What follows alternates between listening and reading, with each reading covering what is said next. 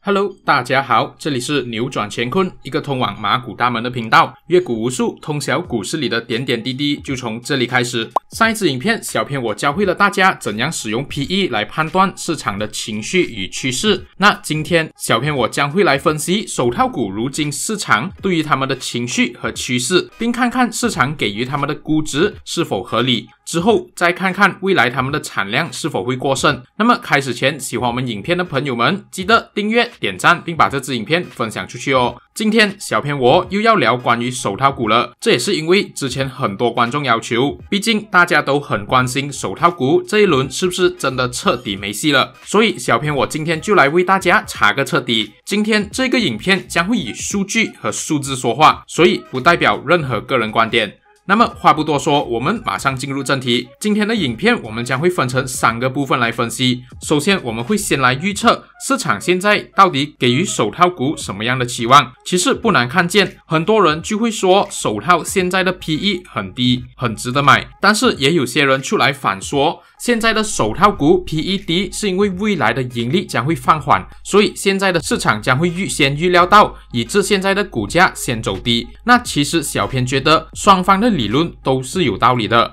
但是没有贴切的数据将会很难定夺。所以今天我们就来评估未来手套股的估值是否符合现在市场的期望。那么我们就用最简单的方式来评估，那就是 PE。 首先我们要先找到他们的 Forecast Revenue， 这里我们将会用他们的未来的产量乘以他们的 ASP 平均售价，以计算出他们的 Forecast Revenue。 那我们可以看到，这些都是四大天王他们预测未来2022年的产量，分别是 Top Glove 138个 billion，Supermax 48.42个 billion，Hatta Lega 44个 billion 和 Khosan 42.4个 billion。 这里为什么要用2022年的产能？其实主要原因是因为年份比较靠近，可以减少预测的不确定性，和有些公司还会公布他们未来几年的产能。之后我们就来简单的预测他们的 ASP 平均售价。从这里我们可以看到，疫情前最贵的定金手套 Nitrile Glove 的价格就大约在$20多1000支，也就是大约80多令吉马币。那么这里我们就保守的估计，疫情后手套的平均价回归到大约疫情前的水平，这里就保守估计100马币1000只手套。这里很多人就会说，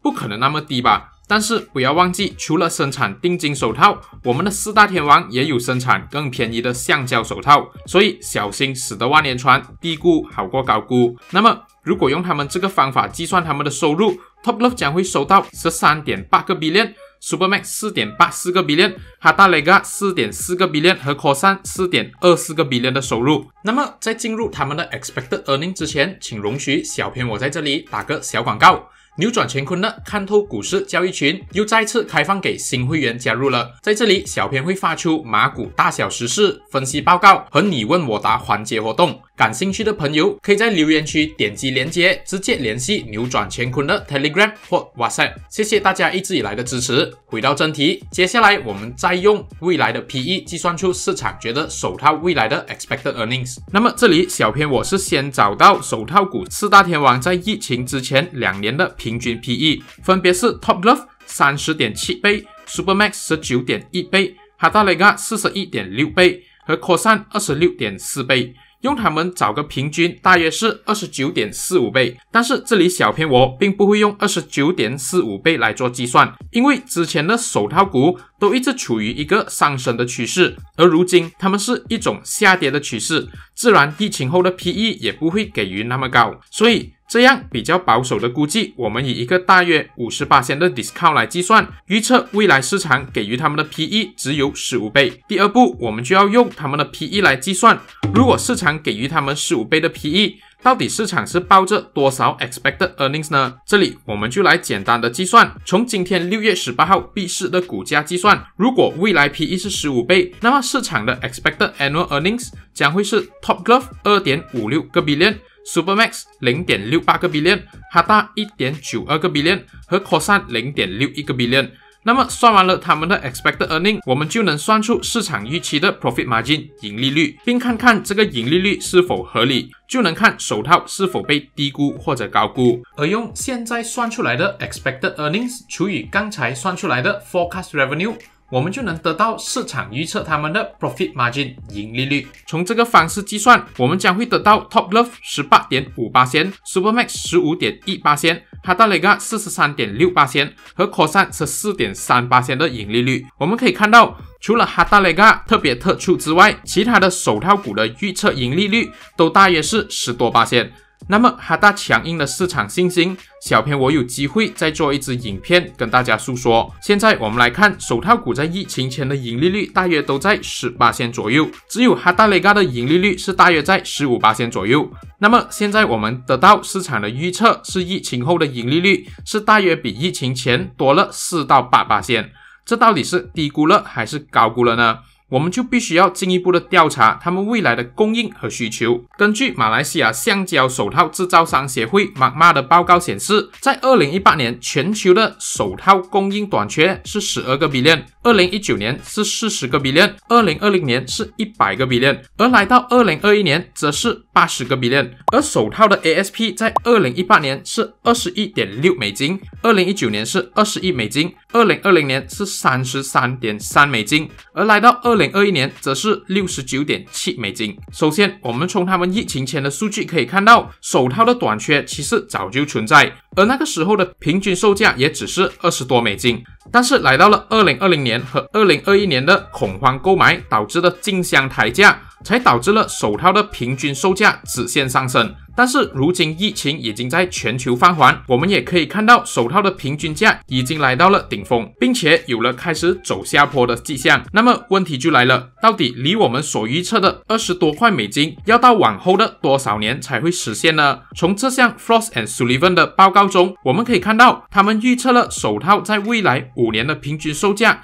将要到2024年才会回到疫情前的20多美金。那么如果这项报告的预测是正确的话，而且小编我刚才的估值假设 PE 15和 ASP 100马币也已经属于非常保守了。这意味着我们常说的一句话，市场永远快过我们一步，走在我们的前方。普通时候大概是半年，但是这一次手套却前了大概3年。那么为什么会发生这样的事情呢？难道估值是有问题？这里小编我就来分享一些愚见。首先就是市场并不看好一个盈利走下坡的领域。虽然说手套股如今的估值根据数据分析，这1-2年都是属于低估的状态，但是它的盈利也在所难免的将会一直走下坡，然后总有一天将会回到疫情前的盈利，所以这将使他们失去了趋势，或者进入一个横摆的状态。那么第二点就是，如今大家都看到了手套的盈利表现是如此的好，相信很多公司都将进入这个市场分一杯羹。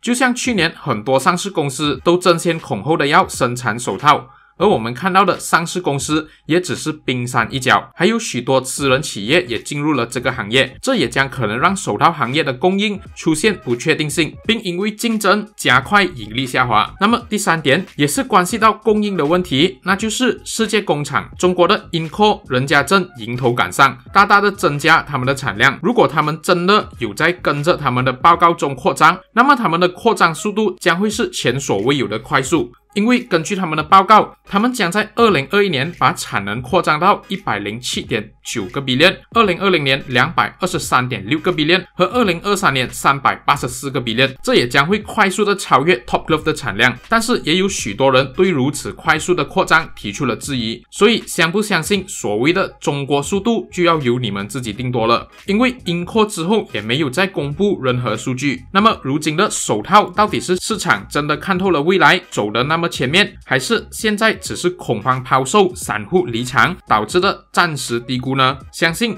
也只有时间可以证明。因为这一次的疫情对全球经济的打击也是前无古人。那么荧幕前的你们是选择相信手套如今估值偏低，只是因为恐慌抛售导致的，请在留言区打上1。如果觉得市场已经看透未来并走在前端的，请在留言区打上2，并踊跃发表你们的意见。下个影片我们来做个统计，到底哪一派人马占多数，我们就能更加的了解市场的走向了。影片的最后也要提醒大家，有些故事用于赞颂，有些用于警戒，自我判断能力很重要，请大家三思而后行。喜欢的朋友们记得把这支影片分享给你身边的人一起学习，下期更精彩，请敬请期待。谢谢大家的收看。